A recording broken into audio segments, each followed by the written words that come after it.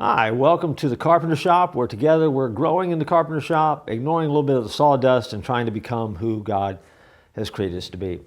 Most of you have seen pictures of and heard the stories of the building of the Great Wall of China. It was erected in the 3rd century BC as an act of defense against raiding nomadic peoples from the north. Throughout the succeeding centuries, especially during the Ming Dynasty, the Great Wall was repaired and extended in length, finally stretching for 4,500 miles.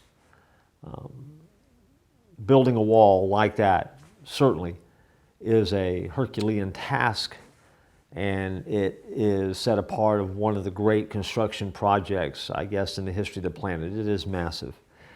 Centuries before the Great Wall was ever started, though, biblical cultures used to protect themselves from marauders by building walls and drawing boundaries around themselves for the purposes of protection and identity. And to be effective, the wall had to be maintained. The slightest foothold in a fortress, the slightest defect in a wall that would weaken it, would give the enemy a horrible advantage, and so that was unacceptable.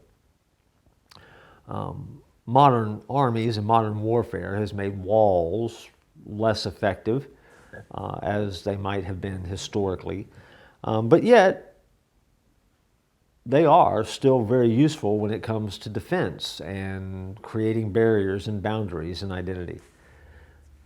In Proverbs 25:28, it says, "Whoever has no rule over his spirit is like a city broken down without walls." Now, as I told you, in biblical times, walls were certainly something that were a lot more prevalent or more common than we know today. But the way the verse reads and the way that it applies makes a lot of sense. There's one wall that you as a follower, that I as a follower have, that is a primary defense against personal destruction. If you think about it like a wall, it would be the wall of self-control. Failure to maintain self-control is like opening the city gates to the enemy, like issuing an invitation for all sorts of bad stuff to happen because simply you just didn't do a good job of maintaining that wall of self-control and being wisdom. Making a defensive assessment helps you keep that wall in repair, and you know yourself, you know your heart, you know what boundaries need to be in place in your life, and you know what you need to do to take care of yourself. Kingdoms, historically, if you go back in history, were lost because they didn't have a wall or the wall wasn't taken care of. In your life, that wall of self-control, that barrier that you put up between those things that just don't take you in the direction you need to go, that keep you on track for where God wants you to be, allows you the freedom to live without borders. And I know that that kind of sounds like a contradiction. Having a wall lets you live without borders, but it really does.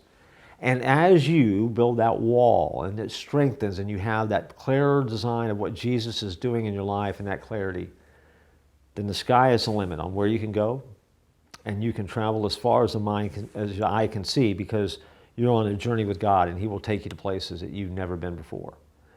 And so, whoever has no rule over his own spirit is like a city broken down without walls. That's what the Word says. We'll stick with that. And that's a lesson that we need to learn together in the Carpenter Shop. Until next time.